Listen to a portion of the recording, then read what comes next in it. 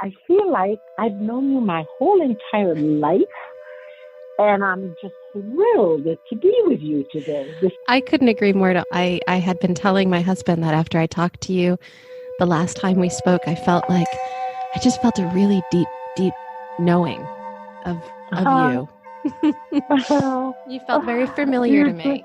You just gave me the goosebumps here, the chills. Yes, indeed. This episode is part 2 of Unraveling the Survival Knot with Hedy Schleifer. If you haven't already listened to part 1, I highly recommend that you go back and listen to these 2 episodes in order. Welcome to the Connectfulness Practice Podcast.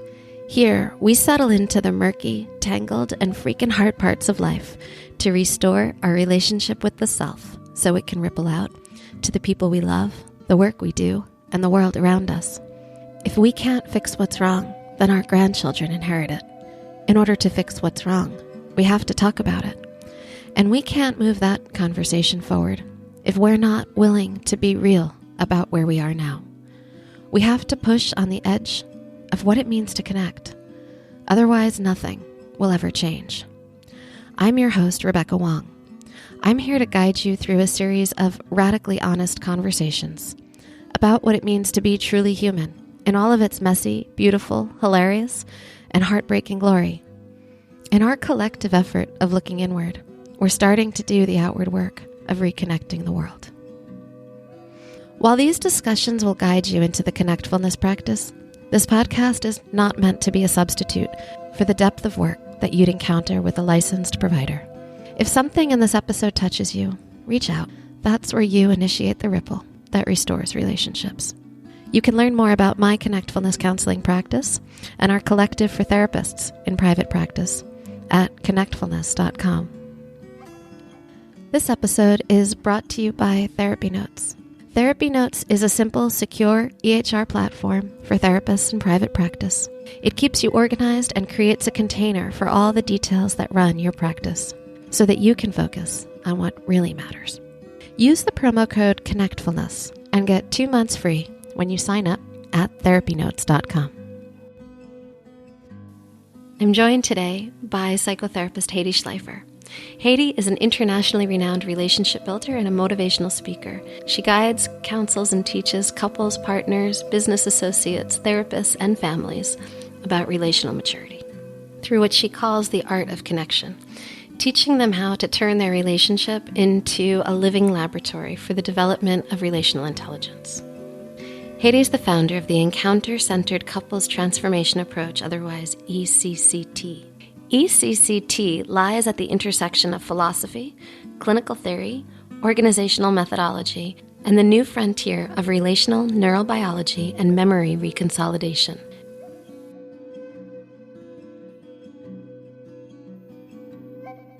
Hedy, thank you so much for joining us again to dive deeper into unraveling the survival knot.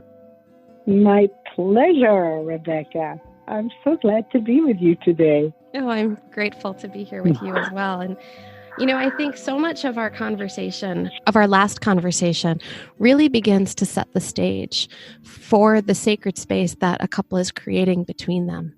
And so much of your work leads up to this point of really unraveling that survival knot.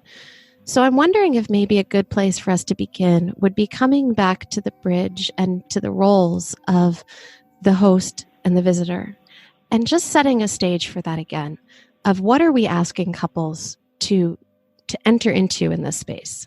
Yeah, wow. So, we are interestingly speaking to each other on a very special day, because it's the day after the 2 days of Rosh Hashanah, yes, in which Yumi and I spent a very big part of the day in synagogue. And I have a memory that I want to share with you to really set the stage of the hosting and the visiting, yes, that we teach couples. Please. In Israel, Yumi and I have done many workshops. And interestingly, we did them in a beautiful kibbutz on the Sea of Galilee. So the Sea of Galilee is such a special symbolic place of Jesus, walking on water, there's just a sanctity about that place. And when we teach there, we always feel like we get to speak about the sacred space in a very sacred space. Anyway, we had a couples workshop, about 30 couples there, and we teach the bridge and we teach the hosting and the visiting. And after lunch, a man came back to the room and he joined his wife, and everybody looked at him. And the reason we looked at him was he was illuminated. There are pictures of Moses, and they show sort of an illumination behind his head going to heaven. I don't know if you've seen those pictures of Moses. And that man looked like that. It looked like he had light just going up to heaven. And the whole group noticed. And we were looking at him in silence. And finally I said, what have you done during lunch? You've come back illuminated. And he said to the group, I crossed the bridge to God. He said, in my afternoon prayer, instead of asking God to come to me, I left my world and my worries and my concerns and my troubles and my problems and whatever I like to bring to God, I left it all in my world, and I crossed the bridge to God, and I stepped there, and I said what Moses said, Hineni, I am here. And he said, it's the first time in my life that I understood what I am here really means. It means to be fully present, to leave your world, every neighborhood that often hijacks me and often calls for my attention and wants a response of some kind, to leave it all and to walk that bridge and to step fully into the present moment, the holy now, and say, Hineni, I am here. And the group just fell into this deep, beautiful silence. Everyone could actually probably visualize in their own way what it was like to suddenly step and say, I am here. And the silence took whatever time it took. And then one person broke it by just saying, wow, or something. I don't remember. I wish somebody had videotaped those moments, because it was a group that understood visiting in a whole different way. The art of visiting, of being in the holy now with your partner, with the godly in your partner, actually, with the highest, with the essence of your partner. See them fully and be fully present. That's visiting.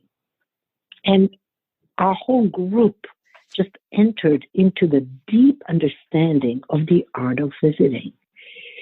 Now, the art of hosting is to be willing then to open up to the core of yourself and be transparent and be truthful and authentic and genuine and sincere, all these lovely qualities that we are capable of, and that's the art of hosting. Mm-hmm. And so when a couple really understands the art of visiting, the art of hosting, because they've done a few visits and they've gone well, and you can see the muscle of presence growing and the muscle of openness growing, that's when I introduce the unraveling of the survival knot.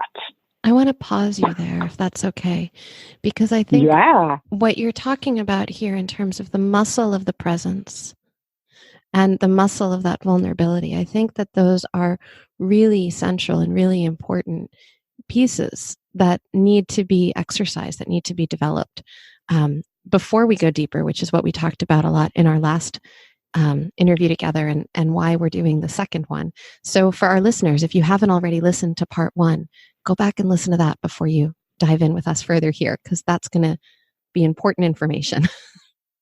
Right. Right. It's the preparation Yeah. for, and it's so interesting that we talk today because in the 10 days of awe, between the holiday of Rosh Hashanah and Yom Kippur, it is the preparation really for Yom Kippur in which you unravel your survival knot with God. You say, I've been surviving this way and that way and this way and that way. And what I want is your assistance in unraveling that knot so I can be in my essence. And so this year, I can welcome a much larger part of who I truly am in my family, in my coupleship, in the world. And so it's interesting. We're doing this today where I'm so aware of that process, Yes. And I'm thinking about this position of being a host and of being a visitor. It's one of really opening ourselves to each other's deepest truths, to our own deepest truths on a level where maybe we haven't even exposed ourselves to that in the past. Exactly. Exactly. So the first thing I want to say to you, Rebecca, is that I now have created some roadmaps. So I have a roadmap for the unraveling of the survival knot. I have a roadmap to what I call the amends journey, where deep forgiveness needs to be expressed to each other. So after an affair, let's say.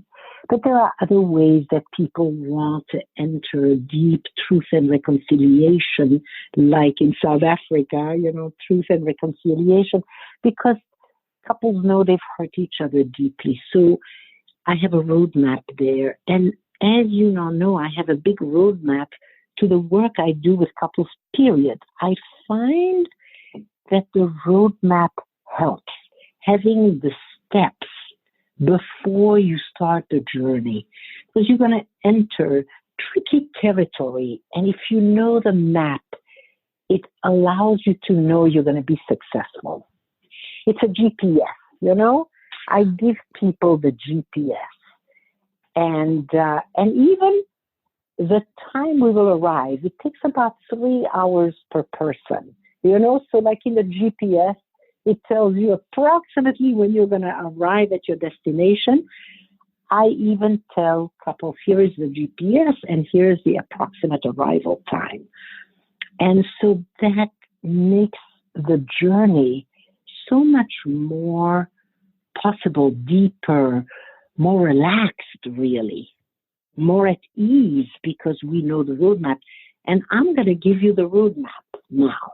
Please do. Okay. So I have this big book that I write everything in when I'm with a couple, and in that new page, I write the roadmap. And I say that the first part that we're going to do, and that's going to be the couple, is that we're going to name the neighborhood, the toughest neighborhood of their relationship.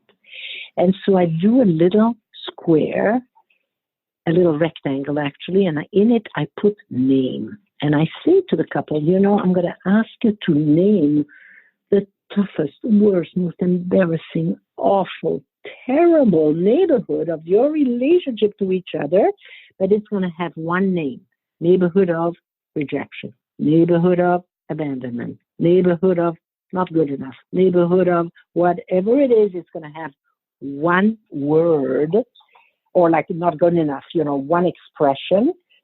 And so the challenge here for you guys is going to be to take something that has been there for years and has been awfully difficult and give it one name. And you see, this process in itself is liberating because you're taking a complex problem, let's say, but you're naming it one name. Let's say the neighborhood of mistrust, the neighborhood of betrayal, the neighborhood. you see the importance of suddenly taking something that has 1,000 layers and giving it one name. And I say to them, we're going to start there. You're going to give it one name. And then when we have the two names, I'm going to say to you, the next part of the map is a choice. Where shall we go first? Shall we go first to the neighborhood of abandonment or the neighborhood of rejection? Which one shall we go first to? And when I give that choice, I say it with the same neutrality I just gave to you. Shall we go first to the neighborhood of rejection or the neighborhood of abandonment? Because, even in my voice, naming it just what it is, there is something liberating because it's been the toughest neighborhood, but suddenly it just has one name and you can make a choice. Where would it be more useful to go first? Who should be the first host? Neighborhood of abandonment, neighborhood of rejection. And what's beautiful there is that I have found, and I tell couples that couples intuitively know which one will be more useful to unravel first. Because when you unravel that one, the other one already got somewhat unraveled by itself. And so couples have an intuitive sense, and it's always right. Of course, it's always right. And I can't know because I haven't lived those neighborhoods. I've got my own relationship with Yumi. And by the way, this roadmap comes from the fact that Yumi and I at one point had the courage to go into our toughest neighborhood. And that's when we understood what the roadmap to unraveling that knot really is. Because you know what? Before I could invite couples to name the worst neighborhoods, you had to do it yourself. I was too afraid to do it because I hadn't done it myself. You know what I mean? It was just too scary. How do you go into the toughest neighborhood? I didn't know. And so it was from Yumi and I actually going there that I knew to do what I'm telling you now. Thank you for sharing it with us. Yeah. And so once the choice is made, we're going to do a bathroom break because after that, the host is going to be hosting for quite a while. And it's a good idea, even prophylactically, to go and do a bathroom break. And so then when we come back, we know the host and we know the visitor. And the host is going to invite the visitor over. And now we know that that journey over the bridge means, just like the man who came back at lunch, it means you bring your essence, who you really are, your depth, your curiosity, your empathy, your compassion, your love. That's what you bring because that's who you are. But you leave your neighborhoods over on your side of the bridge. And when you show up and you say, Hineni, here I am, that's when the host will start. And when the host speaks, it is in those essential statements, 5 words or less. Truth. There's a succinctness here. The truth has a quality that it doesn't go on and on. It's brief. Right. It's direct. It's direct and brief. And what is amazing, I tell the couple, is that you're going to find as a host that if you say 4 truths, you get to a little bowl, and after that little bowl, whatever you're going to say is the same. Maybe in red or yellow or orange, but it is the same. And that's why there are patterns in relationship that we cannot resolve, is because we say the same thing over and over again. But on International Unravel the Survival Knot Day, you cannot say the same thing. And the reason, and the way I know it's the same thing is I say to the couple, I'm going to write down everything you say. And when it's the same, I'm going to say it or you're going to say it. You're going to say, whoa, that's the same thing. So either you host or I, Hedy, will notice it's the same thing. And it happens very quickly. After 4 or 5 statements, you say the same thing. It's really amazing. And so then you're there. You were going to say something. That's the arrival, when you realize that you said. Oh, no. Then you are far from there. Where you are going to go is to the main square of this neighborhood. And the main square of this neighborhood is a statement you've never made, not even to yourself, that has needed to be spoken from the time you were a little kid, because it's life-affirming, liberating, coherent, central. It is what liberates your energy, and you've never said it because you haven't been able to, because you haven't had the conditions of safety to say it.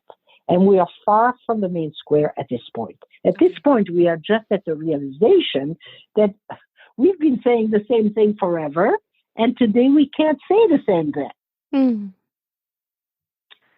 So I say to the couple, after that little ball where it's all the same, you're going to say something you've never said before, but you thought it maybe. You know it at some level. And then you're going to say that. It's very courageous because you've never said it. And when you say that, it's going to be a little bit like popcorn. A few more statements you've never said before will show up, but at some level, they've been in your consciousness. And you say them, and your partner will reflect the way they've learned. You know, I hear you say, from a deep, deep place, I hear you say. And I will write them down, and then you'll get to a little ball, and that little ball is the best little ball because it's the little ball called I don't know. That there's power in not knowing. That's it, exactly, the power of not knowing, because nothing new has ever been invented without the inventor having the courage to be in I don't know. Because otherwise, it's an improvement on what already is, but it's not new. I think this is kind of a revolutionary piece here, you know, like it's disrupting something that has been what it always is. And for so many, not knowing is a source of anxiety. And so you have already created a framework, a roadmap that's holding that anxiety. Like, this doesn't happen outside of the scope of this kind of exercise. It happens within this because that's what's creating the conditions, the container, to dive deeper. To dive into I don't know, but this is a different I don't know because it's in connection. You are deeply connected to your partner who's there with their face wide open, their eyes loving, their curiosity expressing itself. They're just holding you with their whole being, and you can experience I don't know. And only if you let yourself feel I don't know in connection. That's why all inventors had a partner, you know, Hewlett-Packard, Bring, what's the two Google guys, Bring, and I don't know the other one, but anyway, you know, if you look at inventions, they're always in partnership because you cannot go to the I don't know place by yourself. It's too scary. That is so profound. That's so true. It's true. Yeah, we need to be held. And we need that kind of witness. You need to be held, and you need to be witnessed both, actually, right? Yeah. And so I say that little ball is even more important than the previous one, where you basically came to, oh, it's the same. And so you could say something deeper, truer, more authentic, to guide you to the next one, which is I don't know. And when you get to I don't know and you feel the connection, say the first thing that comes to your mind, even if it doesn't feel connected. Because that first thing that comes to your mind is new and different and opens a possibility. And when you say that one, it'll open a few more like this. You might come to another I don't know. You might be in a corridor of I don't know. But I can promise you that you will get suddenly into the main square of your toughest neighborhood where you will say something you've never said that liberates you completely. And I'll give you an example. There was a woman who started with the neighborhood of hate. And it started with I hate you. But after 4 or 5 statements, it was all the same. And the next piece was I hate me. You see, after it was all, after the sameness, which she couldn't say anymore. She couldn't say anymore the millions of ways she hates him. Then she saw that she actually lives in self-hate. And she said a few of those that she had not said before, but had known at a deep level. And she got to the bottom of the self-hate, and she got to I don't know. And then the first image she had was an image of her as a child when she was vibrant, And she went with that image, but I don't have them go into childhood yet. So I said to her, but speak to your partner about that. And she said, gosh, I don't think I've shown you my vibrancy. I've not shown you the depth of me. And she got to the main square. I am a vibrant being woven in the womb of God. That was her main square. I'm a radiant, that was the word. I'm a radiant being woven in the womb of God. She reconnected with who she truly was before the pattern of self-hate and other hate set in because of, of course, her childhood experience. But at this point, we don't yet go to childhood. That comes next. We just go to truth. I'm a radiant being woven in the womb of God. Mm-hmm. Now that knowledge that is in her fiber had not been spoken since she was a little kid, when she knew she was a radiant being woven in the womb of God. And she just started sobbing, but so did he. Yeah. Because he had been so hurt by her hatred. And suddenly he could see that it was because she got disconnected from her true essence, that she could only live in hate, and how hurt he had been. And there was this radiant partner whom he had fallen in love with and fell in love with again right there and then. And we stayed on a bench in the sunshine, in the main square, for as long as was needed, because she needed to just be able to cry it out and feel it. He had to be able to feel it with her. They sat together on that bench, basking in the truth. Mm-hmm. And they sit there for a while, right? You talk about how this is like a 3-hour process. Yes, indeed. You sit there for a while because the songs are written about this. The Psalms, Psalms, the Psalms are written about this. And we stay there because poems are written about this. And I asked them, you have a song. You have a psalm that that's about I'm a radiant being woven in the... And so we sing or we dance or something, because this is a pretty amazing, miraculous moment. Mm-hmm. Mm. Yeah. So there we are.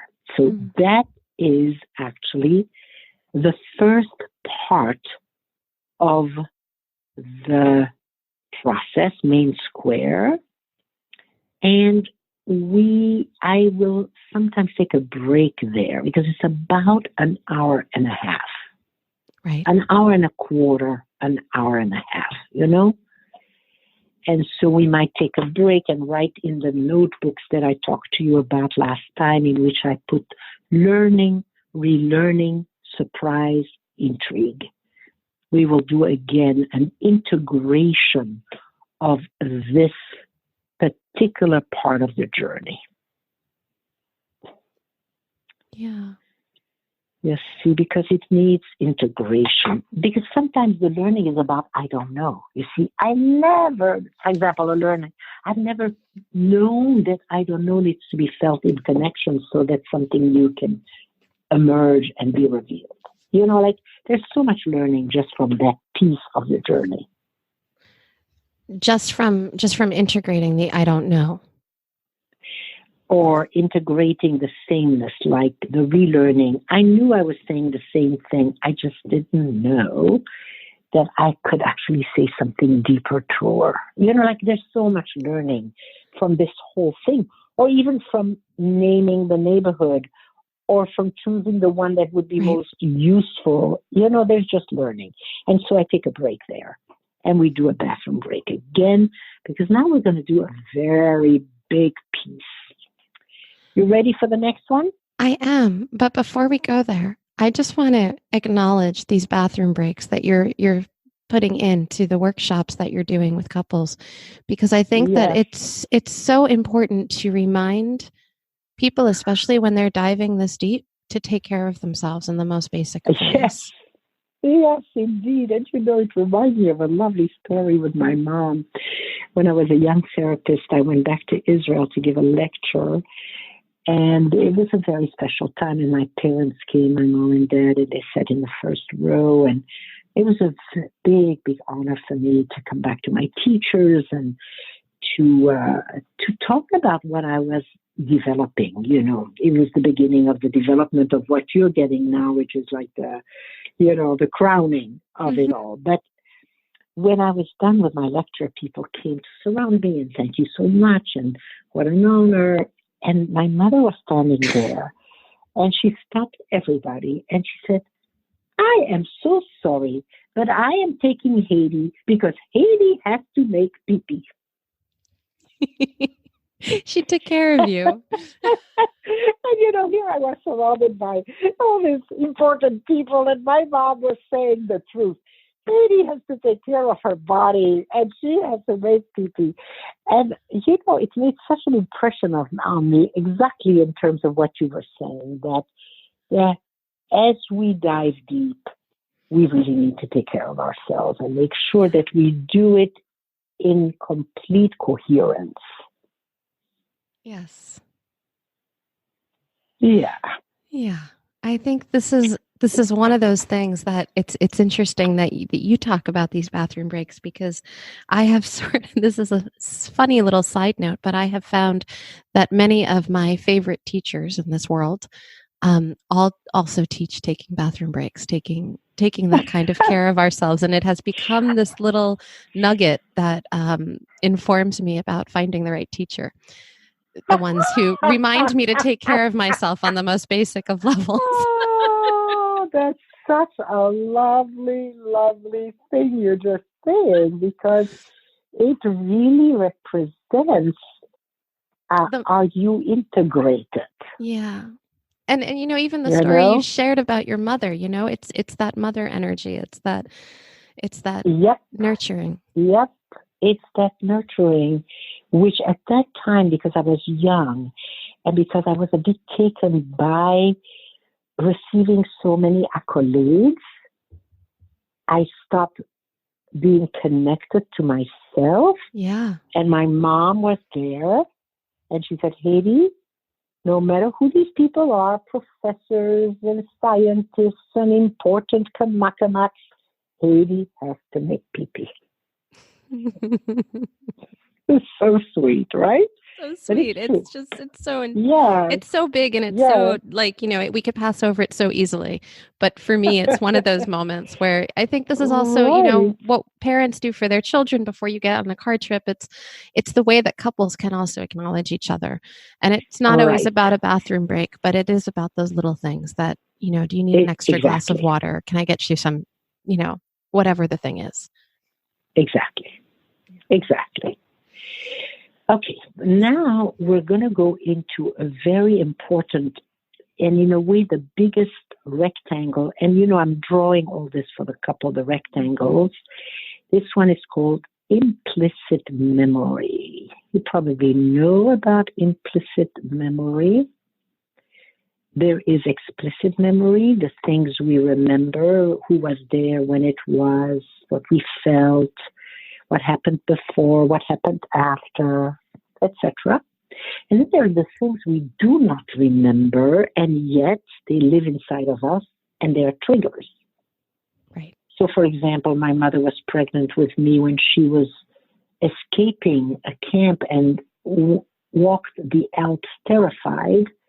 So implicit memory for me is terror, but I don't remember, the terrifying events.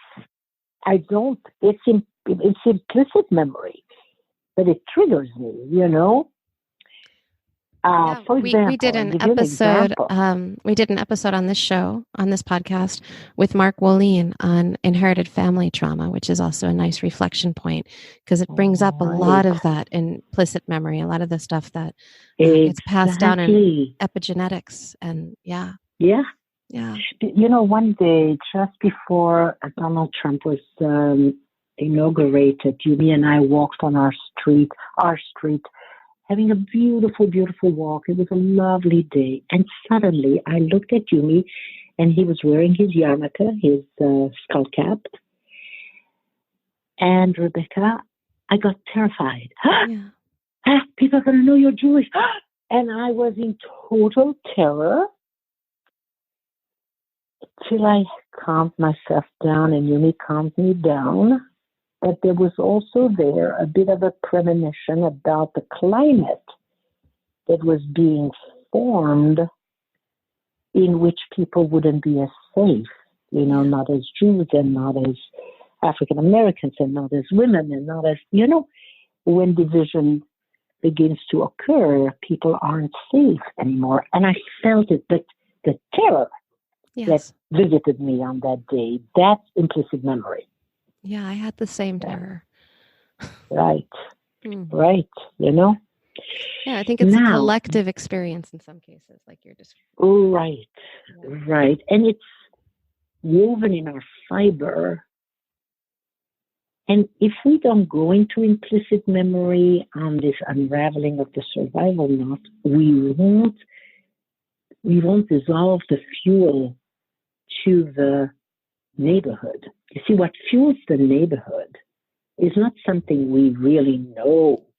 It's something we don't know, but it fuels that neighborhood. Like that lady's hatred, was fueled by something she did not know. And this is the implicit memory, because it's the thing we don't know that we know. Exactly. Yeah. So I explained to the couple when I showed that part of the map, I say to them, we're going to go inside of the implicit memory, and there are lovely ways to go into the implicit memory, and I'm going to tell you about it. But what I'm telling them is that visit to the implicit memory is going to take quite a while, because we want to dissolve what's there. So I explained to the couple that there are lovely ways in which we now can enter into implicit memory. And the way we can enter is the following. We have like a family album inside of our brain. There is a part of the brain, part of the amygdala, that has all the pictures, also the emotions and the pictures of everything that occurred. And the way we are connected to it is that we have explicit memory of all these pictures, and we've woven a narrative. So that's my childhood. Mm-hmm. But we want to go somewhere else. And how do we go somewhere else, right? So if we go in a part of the brain that processes numbers and locations. So today is October 1, Tuesday, no, it's October 3rd, well, the 2nd, Wednesday, and it's 2019, and I'm in Washington, D.C. on R Street and 16th Street, and now I start traveling around a little bit in time and space. If I do that, then I enter a part of my brain that is totally focused on numbers and locations. Like if I count up 1, 7, 14, 21, 28, all the way up and then coming down again. I am in that part of the brain. Nothing else exists for me. And if I didn't say, because when I was a kid and I take the first image that randomly shows up there, because now it's random, right? It's not associated. I will get a piece of what lives in me. Am I making sense? You are. And if I take 5 of those, I go back to the numbers and the location and I take another one. I go back to the numbers and locations, take another one, and I take 5 random childhood pictures. I'll get a narrative of my childhood I never got before. The randomness is a part of this. The randomness is the whole part of it because it lives in me, but I never go there because I have a narrative. So, for example, there are people who've gone through childhood sexual abuse, incest, let's say. But in the 5 pictures, it does not come up. And what comes up are the people who've been good to you, the strengths you've had in sports and study, the joys you've had with singing and dancing. What comes up in your implicit is your resilience and resources, which is amazing. Sometimes one picture comes of incest and the rest resources. And so what most often comes up in implicit is what helped me come to this day, not what has traumatized me. It's now what has traumatized me exists also, but there is a balance that I've never been able to see because the implicit couldn't show itself because the trauma calls my attention. I get hijacked into what is tough and I don't get to see who I am anymore. So this is becoming an opportunity to re-narrate, to create a new storyline. Totally. And so what I do when the 5 pictures are out, I have the visitor tell a story. Once upon a time, there was a little girl. Once upon a time, there was a little boy. And they tell it in the third person, weaving together the 5 pictures. And what comes out is archetypical. Because, when they tell the story, everything is in the story, but the implicit is also in the story. Yes. And so mixing the 2 in the story is a completely new narrative. And usually the person hearing the story just sobs and sobs because their strengths and resources, their beauty, their radiance, who they are as a person now is in the story, not just the awfulness of what occurred. It's infused with so many more layers. And it's those layers that are going to help them to get unstuck. Exactly correct, you see. Because now they know a wholeness rather than a part of the story, a wholeness of the story. And those are archetypical stories, all the little boys who somehow couldn't express their identity because the surroundings wouldn't let them, let's say, put on a dress and a wig and whatever they needed to do. And suddenly their strengths and resources, as well as their struggle, just comes out there and they're a whole person. Yeah. And so this starts to help the couple make more sense also of their core issues. Exactly right. Not their core issues, but rather their core truth. Their core truth. Yes, see. Because I don't believe we have issues, but we have core truth. Right. It's a different focal point. It's exactly correct. And now we have one story, and it's being told by the partner with so much compassion, with such a deep new understanding of who their partner really is in their fullness, not just in their struggle, in their fullness. Mm-hmm. And then we do the nicest part. See, now comes the beauty. Because we live in the 21st century, there are now time machines you can get on eBay. Did you know that? We talked about them in our last episode. Right. Okay.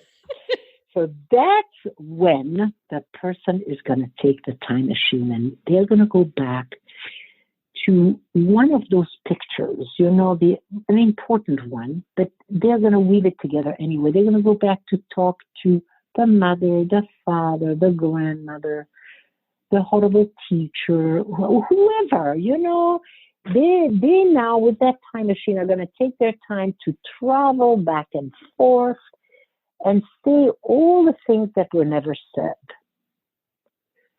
As a champion, as a complete champion of this young person. Mm.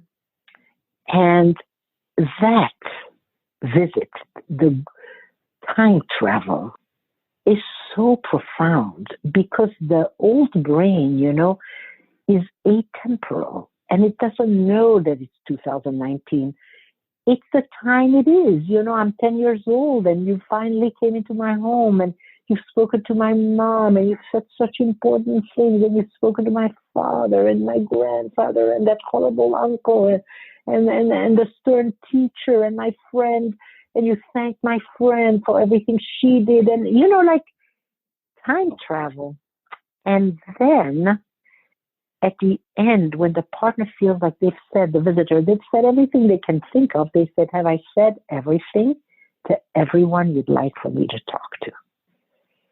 And that's when the person has a chance to send messages that they thought about, that their partner couldn't think about, but they thought about.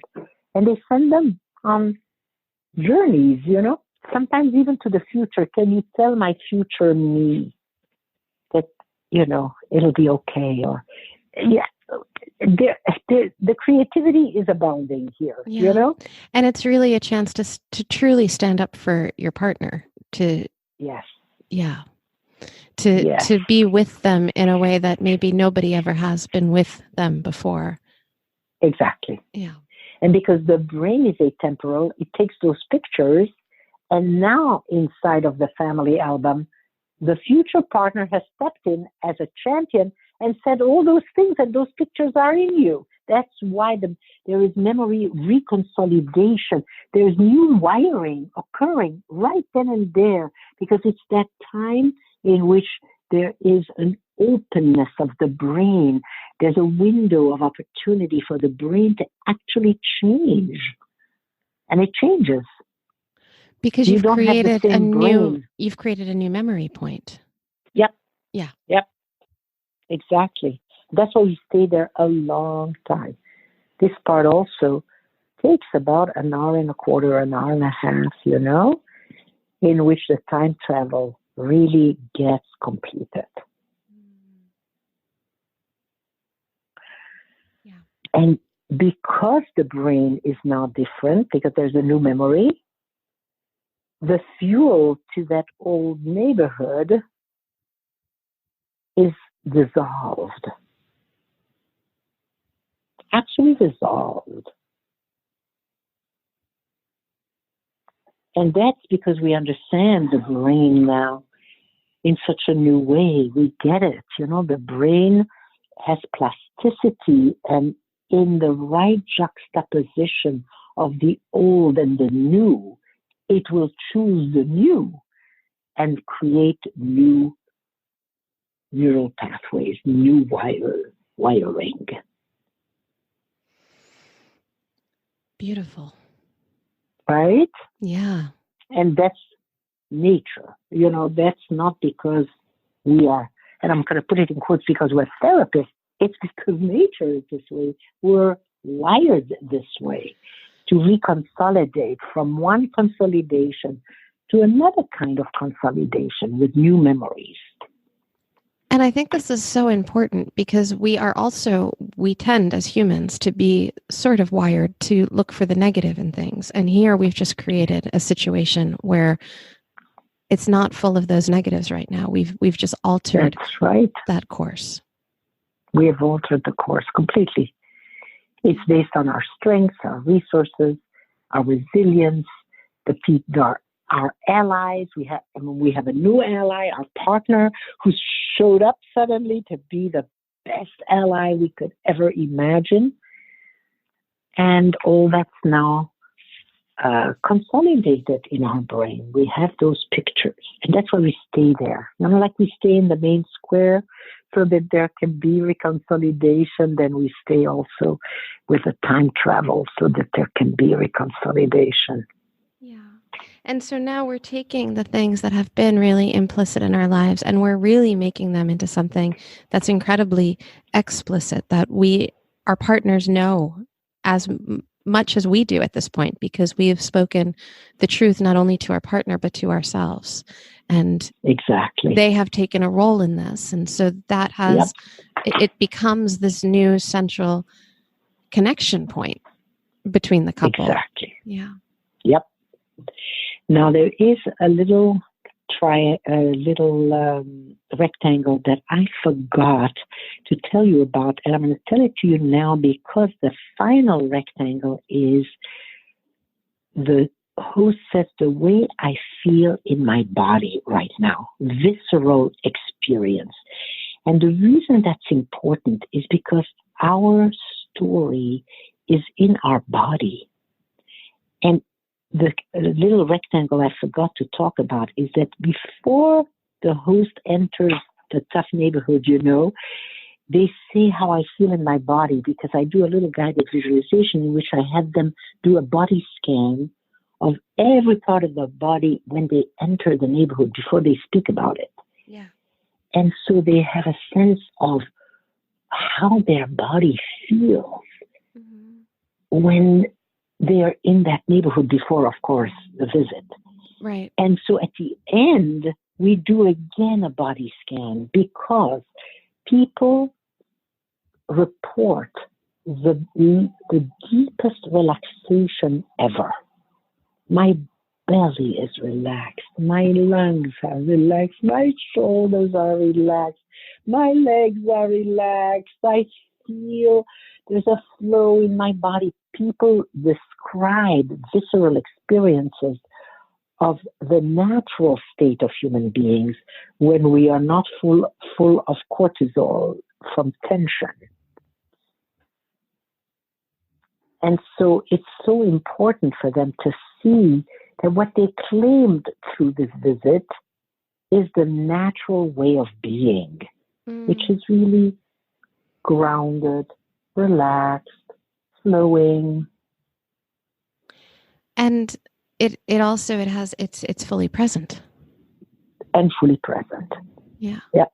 And this is really the first time in that couple's experience that they are really, really together. Because everything's been said. Everything that needs to be said has been said, and they're both just there. It strikes together. Me, Hedy, that everything has been said. They're both just there together. And the way in which things have been said, they're not getting flooded. Right. There's right. And so that creates an opportunity to really digest this and take it in, because when we're flooded, everything shuts down. Yeah. Yeah. So it's not happening from that place balance. Of pointing. Yeah. A continuous balance of attention. I love that expression, balance of attention. It's where you hold everything, but in balance. And the whole process has got balance of attention. And then again, they take their books and they're writing, what they've learned and relearned, what has been a big surprise, and what they're intrigued by now. And again, the learnings are profound. And as you can imagine now, 3 hours have passed and we do a lunch break. And then when we come back, there's going to be another 3 hours on the other side. With the switching roles, because the visitor becomes the host. Yeah. Exactly. And now there will be a liberation on the other side, and the two main squares become what they can live. You know? So whatever the next main square will be, we've written it down, and now they can live. She can live as a radiant being woven in the womb of God. He can live as a free, I don't know what might be. I am free and I am grounded. I don't know what his main square would be, but whatever it is, that's what they're going to live and assist each other in living. Because now they have this point to come back to. So can you talk to us a little bit about the couples that you've worked with, how they report back to you after having had this intense experience? Right. So one of the things I'm not doing with couples, I don't do the follow-up. They will write to me, but I don't continue. You know, I do the 2-day and I release them to their life. But what I get in writing from them is we are on a new terrain. We're living in a new place. We are feeling a sense of connection we never knew even exists. We can revisit the places that we visited and feel even more richer. You know, I mean, I get beautiful reports, but I don't continue. I don't stay in touch. You know, like I'm not their therapist. I am their guide for one profound and important adventure. Yeah, that makes a lot of sense to me. How did you get to the point where you decided that that's the way you wanted to work? What brought you there? I love that question. You know, my work is an integration of my whole entire life in terms of a wife, but also in terms of a student and, you know, studying so many different constructs. And when they all got integrated and crystallized is when I understood that what I'm teaching are the 3 invisible connectors. I mean, it became clear. Yeah. It's, I don't know if you know the philosopher Isaiah Berlin, but he tells a Greek parable of the fox and the hedgehog.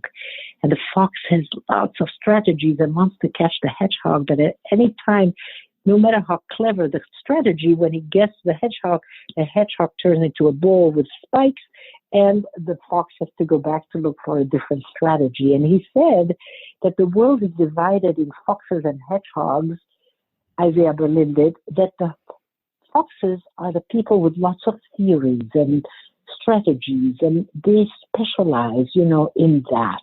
And the hedgehogs only have one idea, you know, Jung, the collective unconscious, Yep. Darwin, evolution, Einstein, relativity.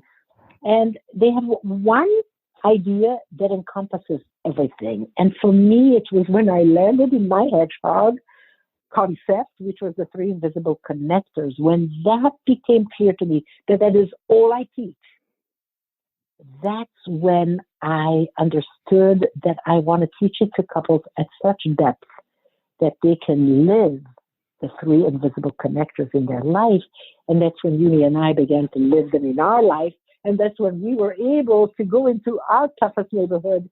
And the map I just brought to you could form from our own relationship.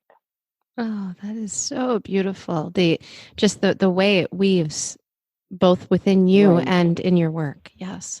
Right. Yes. And I love talking to you because you listen very well.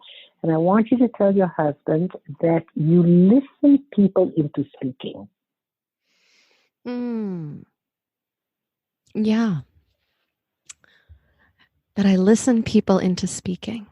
Yep. You are such a good listener that the speaking emerges, you know, in the person you interview. Well, I also find that I'm interviewing people right now like yourself who are bringing such a breath of wisdom into this that I don't really want to clutter much with my own thoughts. But like for example, when you stopped at the bathroom breaks, Yeah. You listened me into telling that story about me and my mom because it was such a turning point for me. Yeah. It was not a story I thought would come into our conversation today, but it was inevitable because my mother told me this, she taught me this very important lesson. Take care of yourself, my child. I won't always be here, and you're going to be taking over, taking care of your basic needs. Which is such a huge lesson, right? I can't even begin to talk about how many times I have to repeat that to myself, but also that my own clients are learning those lessons about taking care of themselves. Yeah. Right. Of your very basic needs, which your body will let you know about. Yeah. And so you listen people into speaking, and that is really what the visitor does. The art of visiting is being so on the other side in the world of the host, and in this case, I'm your host, that the host lives the richness of their world. Mm-hmm. Because it doesn't get interrupted. It doesn't, and I think this is this hard for some people? Do they have, do some come into this and struggle a little bit there, that they bring themselves, they bring their own worlds into the host's world? Well, it's a very automatic thing that, especially if it's a partnership, that you will suddenly be drawn with that little rubber band into your own world, into your neighborhood. And so it's a very nice moment for me to be able to teach, and I can say, oh, something wonderful just happened. The rubber band pulled you back into your world, into a neighborhood we're not going to talk about, but it shows on your face, in the tone of your voice, and the person usually says, yeah, I was pulled back. And I call that illegal import. That's an illegal import. And I'm the customs lady, and I check for contraband, And so as the guide, I guess that's your role, right? Yes, it is my role. Mm-hmm. And then the visitor will say to the partner, the customs lady just stopped me at the border and she noticed the contraband, and I'm going to return it into my world. I'm going to snip that rubber band so I don't get pulled to that neighborhood. And I'm coming back to be with you. So those are very important learning moments when that occurs. You do this in such a playful way. Has this playfulness always been a part of you? Has this always been part of your vitality, or have you learned that through doing this work? I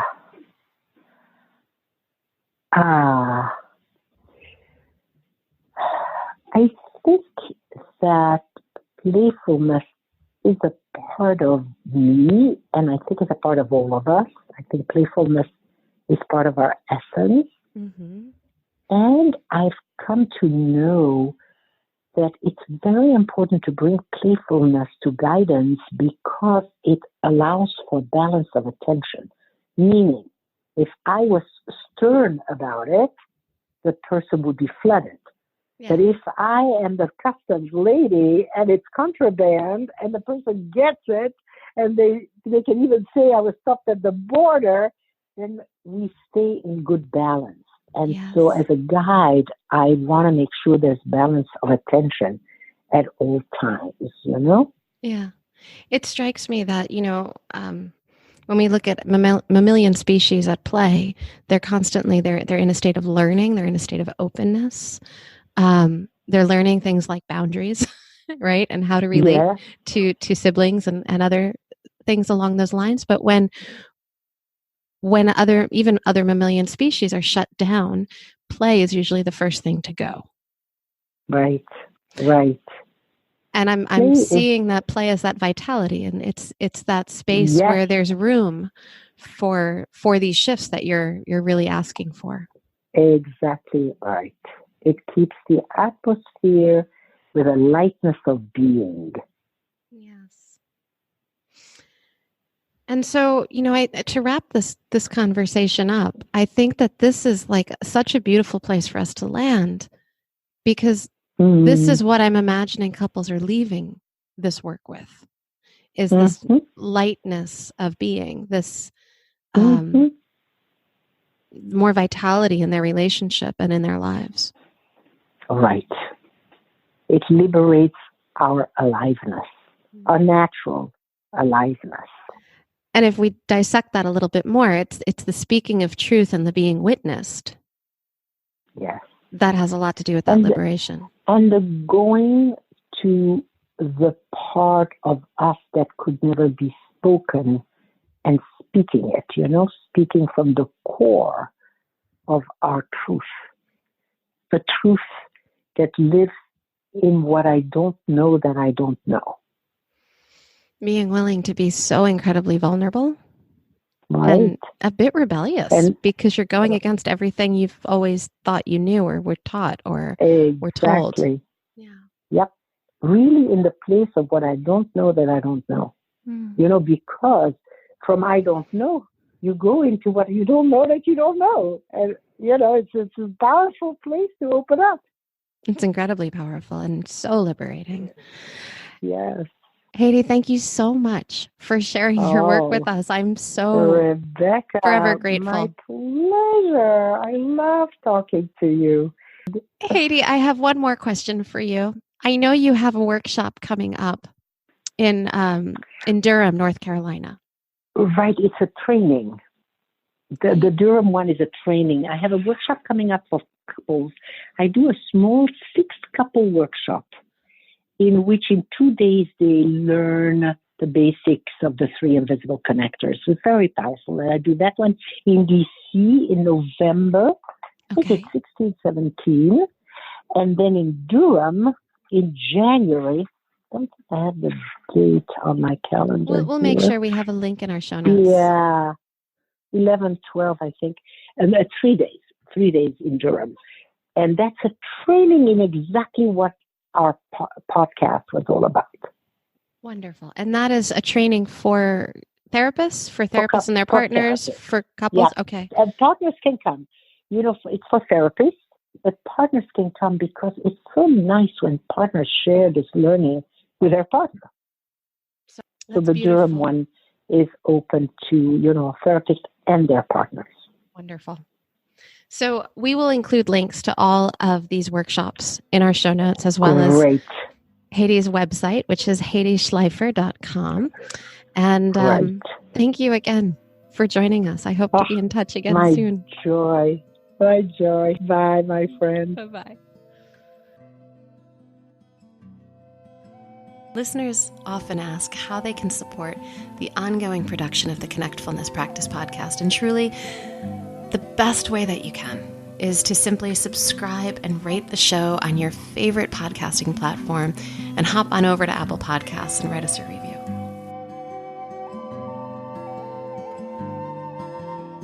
Learn more about my counseling practice and my collective for therapists in private practice at connectfulness.com. This episode was brought to you by Therapy Notes.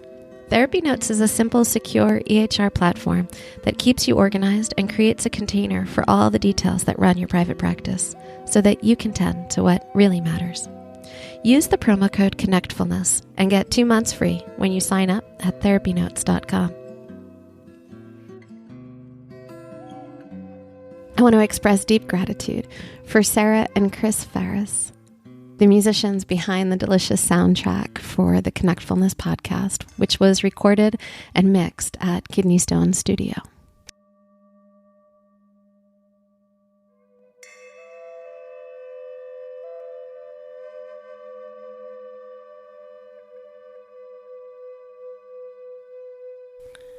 The Connectfulness Practice podcast is produced by me, Rebecca Wong, and copyrighted by Connectfulness Counseling.